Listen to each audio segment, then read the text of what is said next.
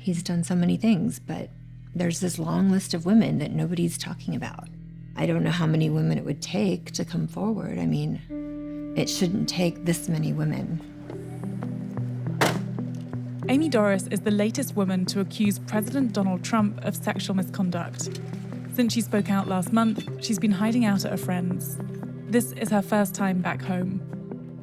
What have the last few weeks been like for you? They've been kind of a roller coaster. It's nice to be in my house right now, but it's strange. And there's like Trump flags across the street. So. Yeah, you've got a lot of Trump signs all around this house. Yeah, it's kind of unnerving. Dorris is one of 26 women who have accused Trump of sexual misconduct, ranging from groping to kissing to rape. Vice News spoke with several of these women. I better use some Tic Tacs just in case I start kissing her. You know, I'm automatically attracted to beautiful. I just start kissing them. It's like a magnet. You just kiss. That recording told me that this is something he does. I don't even wait. And when you're a star, they let you do it. Because you're a star, they don't care. We do care. You can do anything. Whatever you want. Grab him by the pussy. That's crazy. He's just totally admitted it, of what he did to me all those years ago. I moved in her like a bitch. People were shocked, but it didn't surprise my husband or me at all. And we were sort of like, okay, I'm glad that the world can see what he's like. It was sort of like redemption to hear it. It did amaze me that this had been exposed. It also amazed me that Trump floated to the surface and went on without any sort of retribution for his behavior. He's admitted it on tape that he does these things. Like, what more do you need? Dorris met Trump in 1997 when she was visiting New York on vacation. I was 24. I was dating this guy, Jason Bin.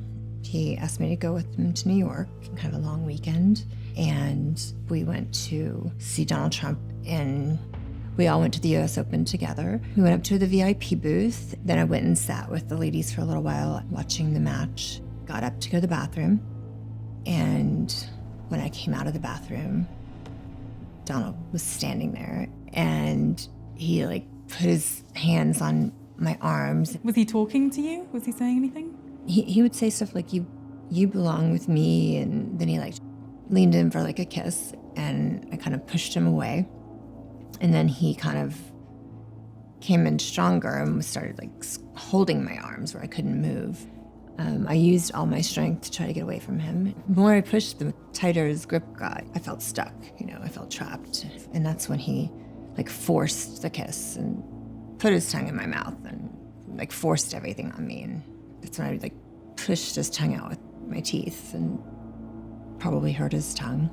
What were you saying to him? No. I was like, no, no, no. And it didn't mean no for him. So he just forced himself on me. I've never had any other man do that to me. Dorris said she confided in several individuals about the incident at the time, a number of whom, including her mother and close friends, corroborated her story with us. Trump's lawyers responded to Dorris's claims by saying that Trump had never harassed, abused, or behaved improperly towards Dorris, and that if her version of events were true, there would have been witnesses. Do you think that it was a concern of his that it was in a public space, or? I don't think it was, because it was his public space. It was his box. The people that were there were invited by him. I don't think it was a concern to him at all. The stories these women tell are strikingly similar. The alleged unwanted kissing or groping would occur seemingly out of the blue and often in public places, some even in the exact same locations. This person thinks it's that I am just his property.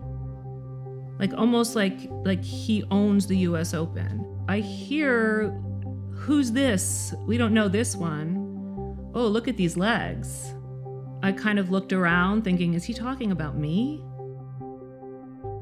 I was on an airplane, and sitting next to me was kind of a blondish big man, and he introduced himself as Donald Trump. One day when I was at work, it was probably maybe 8:45 in the morning, I saw Trump outside at the elevator bank, and I got up and introduced myself. So I was sitting on a couch in the China Club. It was packed, and he was sitting to this side of me. And then all of a sudden, I just feel this hand, like a pinch, like on my girl parts. He just came over, put his arm around me, and then he slipped his hand in and went to the side of my breast, and then he held my breast. He took my hand and we shook, and he did give me sort of the double cheek kiss, and then he would pull me back in and do it again. And he would kept kissing me on my cheeks, and I thought, well, this is weird. And then, finally he pulled me in and kissed me on my lips. He leaned into me, and he was trying to kiss me and trying to put his tongue up in my mouth. He was dominating me. I never actually met Donald Trump. He never introduced himself to me. I was never introduced to him. One of the things that was so shocking about it was the fact that literally, other than, how do you do, my name is Jessica, there was no conversation.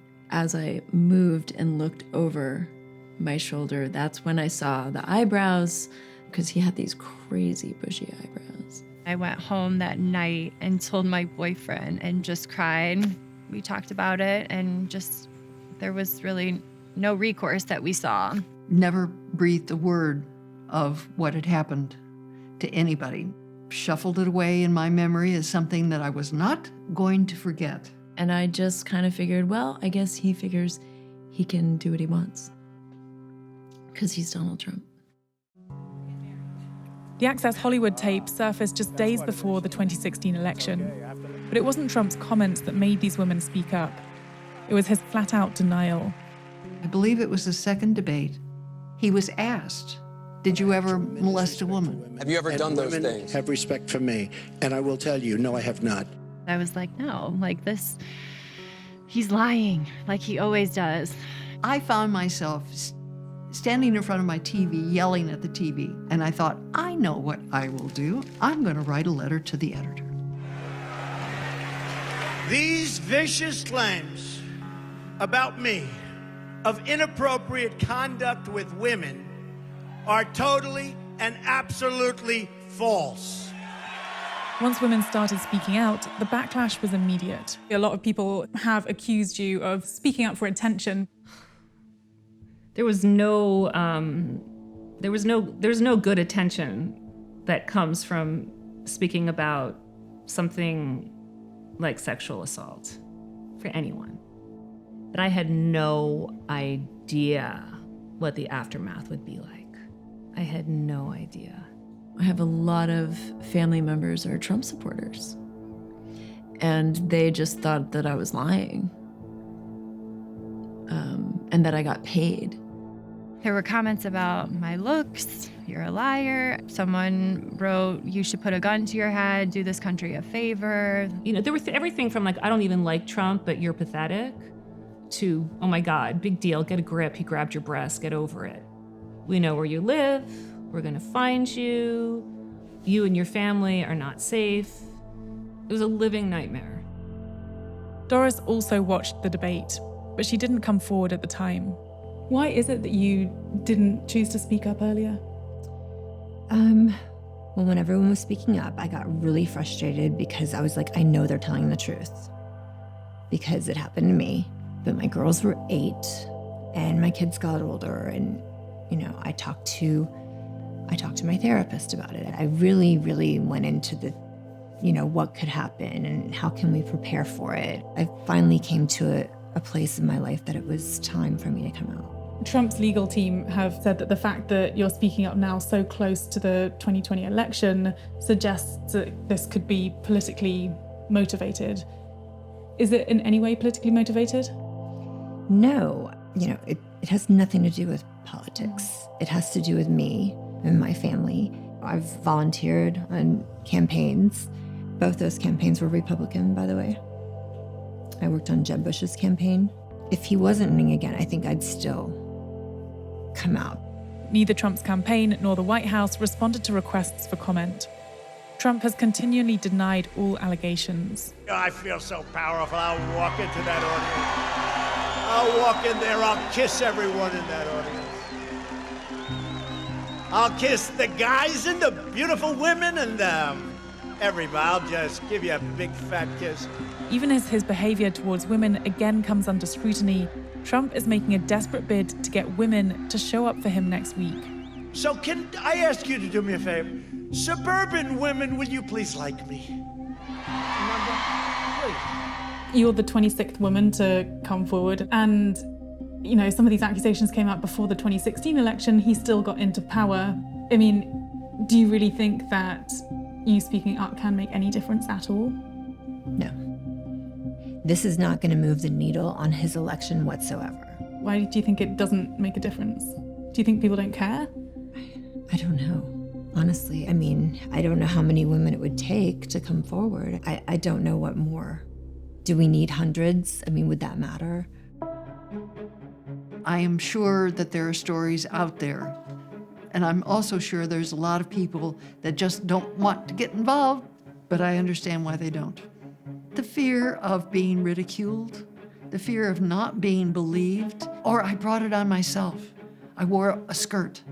Nobody would know about this probably if he had not run for president. It's only of importance to most people because he was trying to get the most important job in the world.